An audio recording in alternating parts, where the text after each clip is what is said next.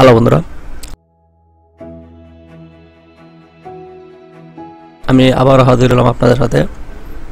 আমি আজকে একটু ওয়ার্ডে যখন লিখতে যাবেন বাংলাগুলো তখন একটু সমস্যায় পড়বেন।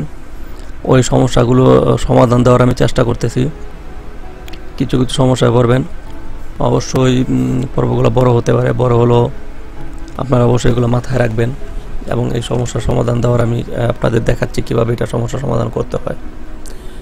আপনারা লাইক শেয়ার কমেন্ট করে আমাদের সাথে দেখুন, পুরো ভিডিওগুলো ভালো করে দেখুন।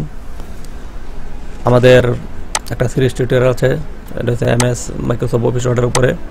যারা না দেখে থাকবেন দেখে আসবেন, অবশ্যই লিঙ্কটা আপনারা পেয়ে যাবেন। আপনারা দেখতে পারতেছেন যে এর মধ্যে সাতমান কম্পিউটার অ্যান্ড ট্রেনিং সেন্টার, এই জায়গার মধ্যে ইংলিশটাও ভুল দেখাচ্ছে এবং বাংলাটাও বলতে মানে লাল কালির অর্থ হচ্ছে আপনাদের এটা ভুল, এটার অর্থ হচ্ছে লেখাগুলো ভুল।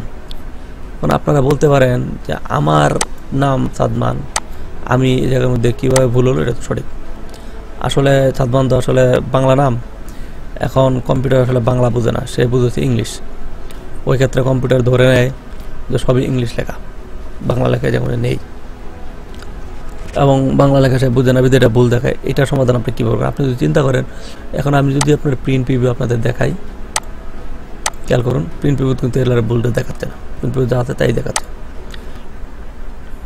এবং আপনারা যদি এই জায়গার মধ্যে দেখেন তাহলে ভুল দেখাচ্ছে। এখন আপনারা যদি চিন্তা করেন এটা একটা বিরক্তিগত ব্যাপার, আমরা এই ভুলটা আমি যেন না হয় আর কি, পরবর্তী সময় যেন না হয়, এই কাজটা যেন সঠিকভাবে সমাধান হয়ে যায়। এই রিভিউতে ক্লিক করেন, আপনাদের রিভিউতে ক্লিক করেন, স্পেলিং আর গ্রামারে দেন, অপশনে দেন। অপশনে দিয়ে এই আমাদের একটা টিক মার্কগুলো উঠিয়ে দেন। এই দেখেন চেক, যেমন গ্রামার চেক, এরর, সবগুলো ঠিক উঠে দেন, সমস্যা নেই। ওকেতে ক্লিক করেন এবং আপনার যদি আবারও যান অপশনে, একটা আসলে দিয়েছে আবার হয়ে গেছিল আর কি, আমরা দুঃখিত। ওকে ক্লিক করেন।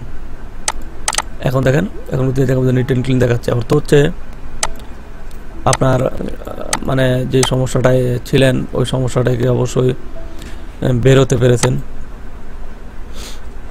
এখন আবার যদি চিন্তা করেন না আমার এগুলো থাকুক, তাহলে অবশ্যই আপনারা যাবেন, গিয়ে সবগুলো টিক চিহ্নগুলো দিয়ে দিবেন। দিয়ে দেওয়ার পরে দেখবেন আবার আগের মতো আগের জায়গায় চলে গেছে। এবং বন্ধুরা, এবং তারপরে আপনারা দেখবেন আমি কিন্তু বাংলা ইংলিশ টাইপের একটা পর্ব করেছি। ওই পর্ব কিন্তু আমরা দেখিয়েছি, ওই পর্ব দেখে আসবেন। আমরা দেখিয়েছি আপনাদের যে কিভাবে বাংলা ইংলিশ টাইপ করতে হয়। এবং আপনারা দেখা যায় শিফটে ধরে বাংলা টাইপ, মানে যদি ইংলিশ টাইপও করেন ওই ক্ষেত্রে যেমন এ দিলেন ছোট হাতের, শিফটে ধরে এ দিলে আপনার বড় হাতের এমন, এবং আপনার ক দিলেন যা দিলেন, এবং আপনার শিফটে ধরে দিলে খ আসবে। কিন্তু আপনারা যদি চিন্তা করেন কোনো সময় যে আমি টাইপ করলাম, টাইপ করার পরে যেমন কয়েক জায়গা খ আসতেছে, কিন্তু আমি শিফটে ধরি নাই। তো আসলে বিষয়টি হচ্ছে শিফটে ধরার দরকার ছিল। শিফটে ধরার ছাড়া ক দিলে আপনার কয়ের জায়গা অবশ্যই আপনার খ আসার কথা না।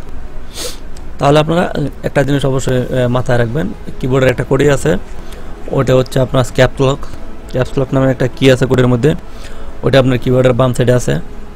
আপনারা কিবোর্ডের বাম সাইডে ট্যাবের নিচে শিফটের উপরে, টিপটার ট্যাবের মাঝখানে ওই কোডিটার টিপ দিলে দেখবেন একটা বাতি জ্বলে থেকে সাইড দিয়ে।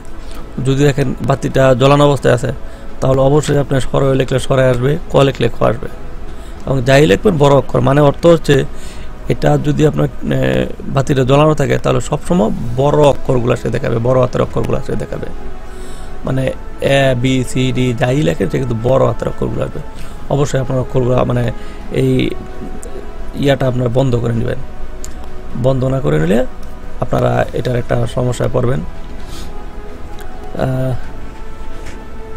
তাহলে বন্ধুরা, আজকের মতো বিদায় নিচ্ছি আমি, পরবর্তী পর্ব দেখার আশায়। আপনার এই পর্ব থেকে বিদায়, মোটামুটি একটু সমস্যার সমাধান দেওয়ার আমি চেষ্টা করেছি। পরবর্তী পর্বে আরও সমস্যার সমাধান পাবেন। আমাদের পর্বগুলো ভালোভাবে দেখুন এবং দেখতে থাকুন, লাইক শেয়ার কমেন্ট করুন, আমাদের সাথে থাকুন। ধন্যবাদ।